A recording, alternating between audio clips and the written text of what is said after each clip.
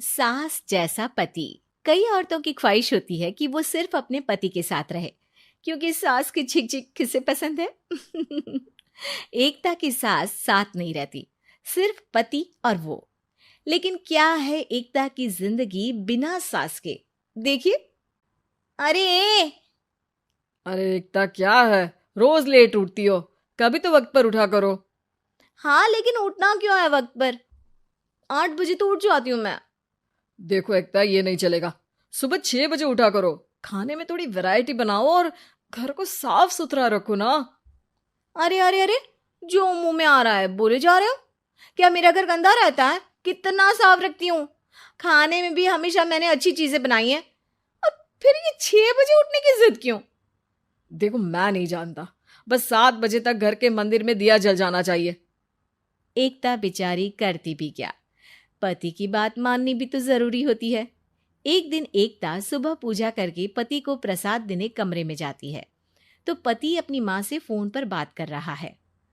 हाँ माँ, मैंने तो साफ बोल दिया। सुबह 6 बजे उठना है, नहा कर ही किचन में जाना है और 7 बजे तक मंदिर में दिया जल जाना चाहिए। आ रही होगी चाय लेकर। चलिए, मैं रखता हूँ माँ, बाय। बेचारी एकता ने पति का ये रूप तो सोचा ही नहीं था। वो पति से कहती है, सुनिए, अब सारा काम हो चुका है घर पर, क्या करूं? मुझे कुछ देर के लिए मेरी सहेली सौम्या उसके घर छोड़ दीजिए। अरे कैसी बात करती हो कि घर पर कुछ काम करने को नहीं है? होली आ रही है, बाजार से आलू ले आओ, पापड़ बनाओ, नमकीन बनाओ, दही बड़े बनाओ। सब कुछ आज ही बनाना है?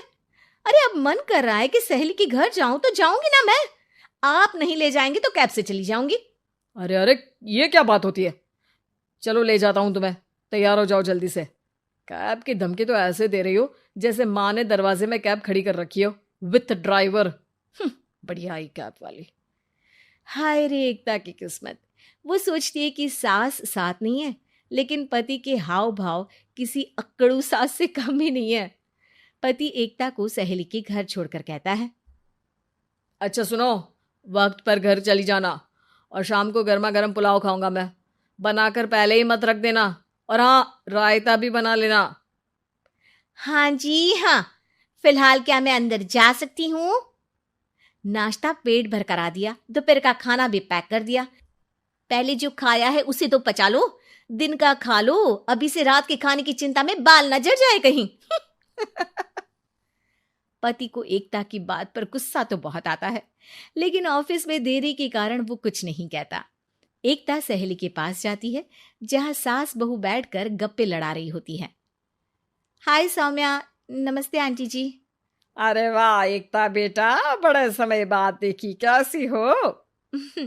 अच्छी हूँ आंटी जी। घर का सारा काम हो गया था, बोर हो रही थी, सोचा सौम्या से मिलती चलूं। हाँ हाँ बच्चों, तुम लोग बैठकर गप्पे लड़ाओ। मैं तुम लोगों के लिए नाश्ते पानी का इंतजाम करती हूँ।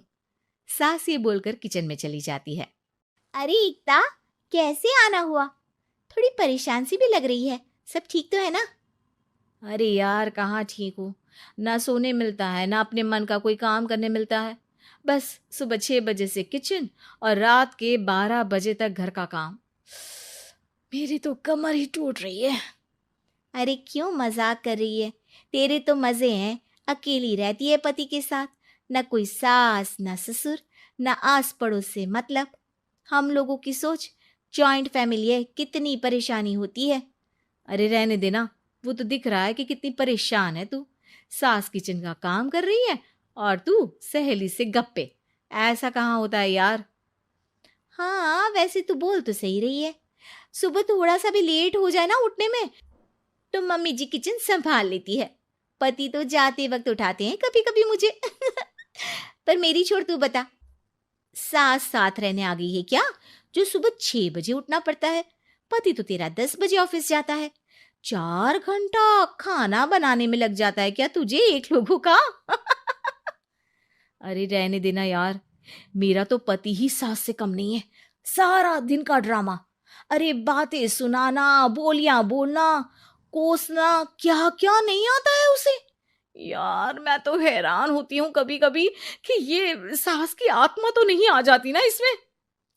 अरे परेशान हो चुकी हूँ। इतना ही नहीं, वो तो अपनी माँ से मेरी चुगली भी करता है। समझ गई। मतलब तेरे पति की गाड़ी चल यहाँ रही है, लेकिन रिमोट तेरी सास के पास ही है।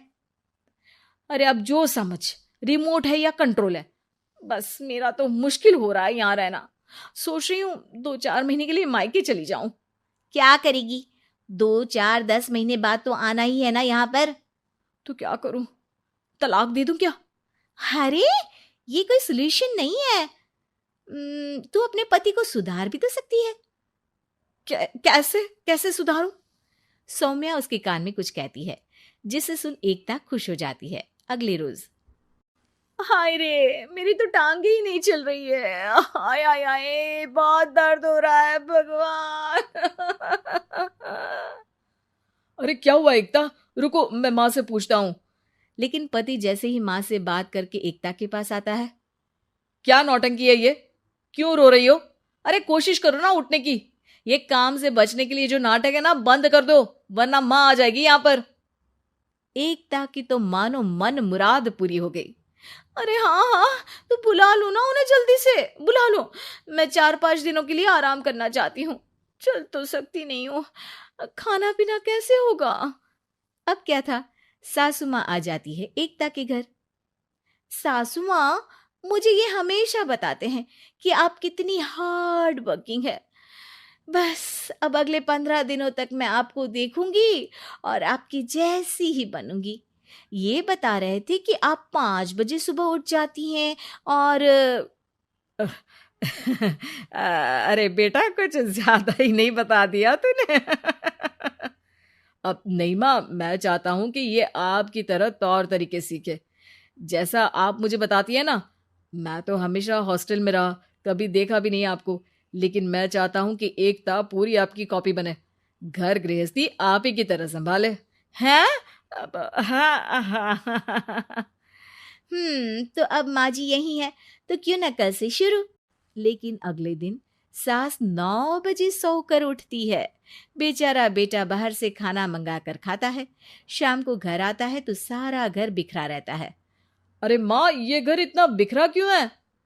अरे वो बेटा, आज वक्त ही नहीं मिला किचन से। सुबह का नाश्ता, दिन का खाना, अब रात को तो मेरा मन ही नहीं है कुछ बनाने का, तो बाहर से ही ले आ, या दिन का जो खाना बचा है ना वही खा लेना। ओ माँ, इससे अच्छा तो एकता कर रखती है। भले ही आराम आराम से काम करती है, लेकिन आज तक मुझे बासी खाना नहीं खिलाया। खुद तो तुम 9 बजे उठी हो, वो तो फिर भी 8 बजे उठती थी। अरे बेटा, मेरे बस की नहीं है 8 बजे उठना, वो तो ना मैं झूठ बोल रही थी। मैं तो चली अपने घर। अरे कम से कम तेरे पापा मुझे सुबह की चाय खुद तो बना कर देते हैं ना। ना जी ना, मुझे नहीं रहना अपने बेटे के पास। ये बोलकर सासू माँ चली जाती है अपने घर और एकता की लाइफ फिर से सेट हो जाती है। बहुत